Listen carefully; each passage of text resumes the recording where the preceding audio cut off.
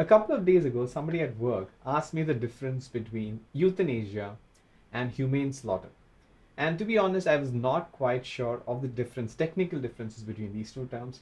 So we both went down the rabbit hole of the internet and we researched the differences. And we found a wonderful source that lists 50 such term pairs that are often confused in academic writing.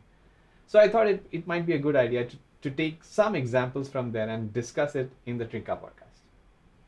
The Trinka podcast, academic writing done right. Hi, my name is Dr. KK. Welcome to yet another episode of the Trinka podcast, where we discuss everything related to academic publishing, the use of English language, and language technology. You can find the video version of the podcast on YouTube and on our website, trinka.ai.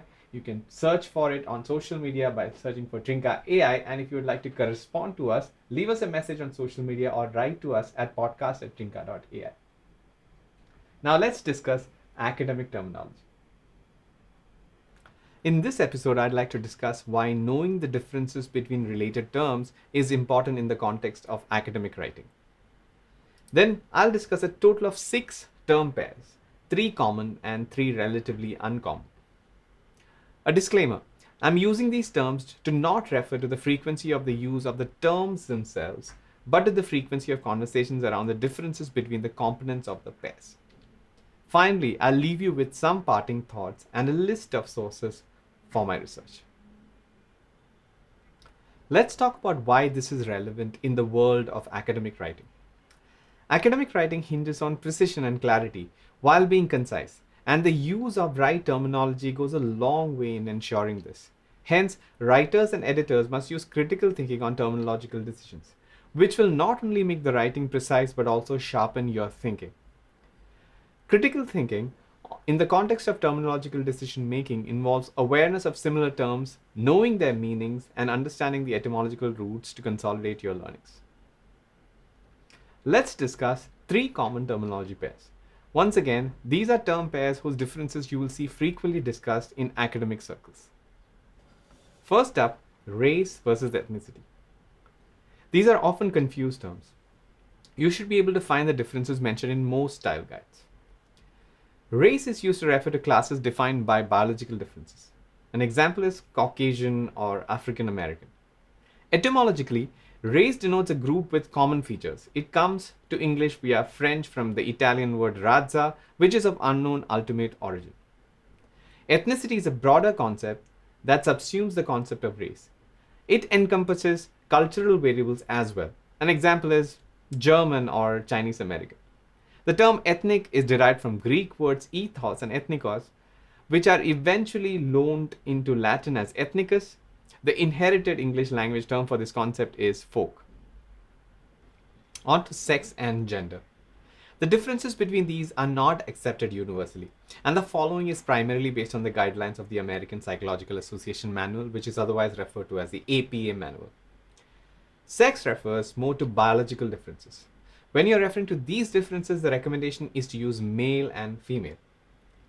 Etymologically, the term originates from the Old French word sexe or the Latin word sexus, and in late Middle English, it denotes the 2 categories of male and female. Gender, in contrast, refers more to social differences. If you're referring to gender, it is recommended to use men and women. Gender is a term used in late Middle English, but it originated from the Old French word genre, which is similar to the modern word genre, which is based on the Latin word genus, referring to birth, family, or nation. The earliest meanings were kind, sort, genus, and type or class of noun. This is also a sense of the Latin word genus. Let's discuss the differences between delusions and hallucinations. Delusions are fixed false beliefs that are not widely shared. An example would be the flat earth concept. The term originates from the Latin deludere and delusio, which correspond to the English verb delude. Hallucinations, on the other hand, are perceptual differences that occur in the absence of sensory stimulation. And that's very key, the absence of sensory stimulation. For example, someone with schizophrenia hearing a voice talking to them. It originates from the Latin word hallucinare, meaning wandering in the wind. These two terms are widely confused in popular culture as well as in peer-reviewed academic literature. And there is a reason. And this is because, in our example, this person with auditory hallucinations may consequently have the delusion of persecution. Illusions are commonly confused with hallucinations, but they are misinterpretations of actual stimuli. So the stimuli are present, but they are misinterpreted. Now let's talk about the three uncommonly or infrequently discussed terminology pairs. First up, the difference between euthanasia and humane slaughter, the question that eventually led to the making of this very episode. Both of these terms are intentional means to ending an animal's life. Euthanasia is usually used to describe this in the context of relieving the animal's pain, distress, or suffering, and it is usually employed in terminally ill or severely injured animals. Etymologically, it has Greek origins, with eu referring to well or good and thanatos referring to death. Humane slaughter is similar, but the purpose of termination of the animal's life is for human consumption. Hence, it is used primarily in the meat industry for minimizing pain. Etymologically, slaughter originates from the English word slay and the Old Nord word slaughter, which refers to butcher's meat. Let's discuss the difference between prejudice and discrimination. Prejudice is a belief and can be considered as a negative prejudging or premature judging. For example, the negative judgment based on ethnicity or race. Now, this helps in understanding its etymology. It is derived from the Latin terms pre, meaning in advance, and judicium, referring to judgment. Discrimination, in contrast, refers to behavior or actions resulting from prejudice. An example would be the denial of employment based on a prejudice. Thus, discrimination can result from prejudice. It has its origins in the Latin word discriminat, meaning distinguish between, discrimin, meaning distinction, and discerner, meaning to discern. Finally, the difference between sensation and perception, which fall on a continuum of the same process, and you'll get to understand this in a short bit. Sensation is the initial state of detecting raw data via one or more of our senses. It originates from the Latin word sensus or sensatio to a combination of many words in English, Italian, and French, finally ending with the word sensation in English. Perception is a later stage of the same process, and it involves interpreting the sense data to derive some meaning. Etymologically, it originates from the Latin word percipere, meaning seize or understand. This is a very important concept in critical and rational thought, because what we see, which is what we perceive, may not be what we are actually sensing. In other words, an individual's perception or understanding of what they saw will closely correlate with what they know as could be seen or what they want to see. To be honest, this is a mind-blowing concept for me, and when I learned it through a podcast / book recommendation that I have that is coming right up, it was such a revelation for me. Now I'll leave you with some of my takeaways and the sources that I've referred to for this episode. And now that the selection of sources is also an important aspect of critical thinking and online research, so it is especially relevant in the context of our conversation. The key takeaway from this discussion is to always think critically, especially when reading, writing, or editing academic documents. When you do this, you'll be able to sense different terms or terms with similar meanings and think about the perceptions that you impart to them. If you find yourself confused or unaware of the meanings or differences among similar terms, the next step would be to look them up, usually through online research. And this is when you have to be diligent and rely on reputable sources. And in the context of academic writing, these can be scholarly publications like articles, textbooks, dictionaries, or encyclopedias.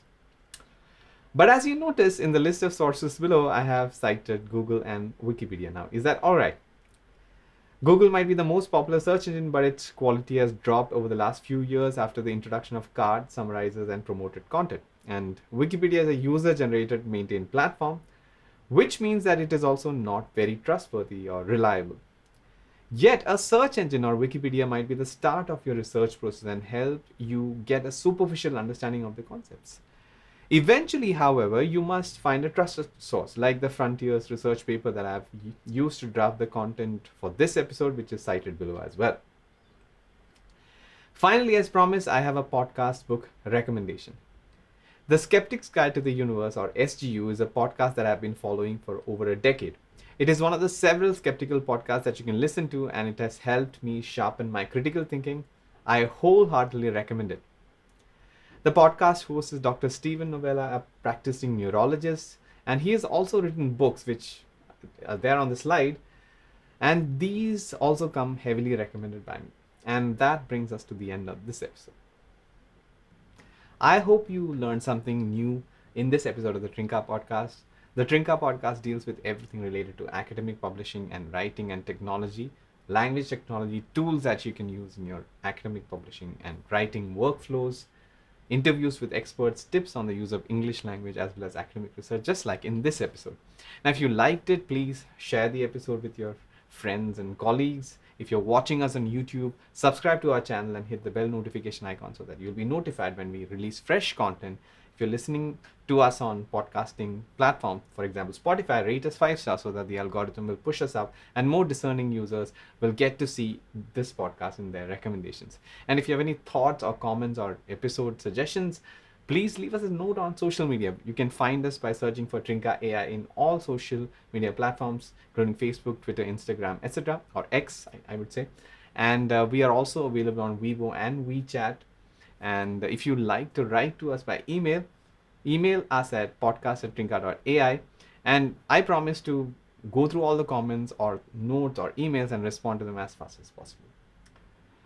Once again, this is Dr. KK signing off for the Trinka podcast. Academic writing done right. I'll see you in the next one. Bye-bye.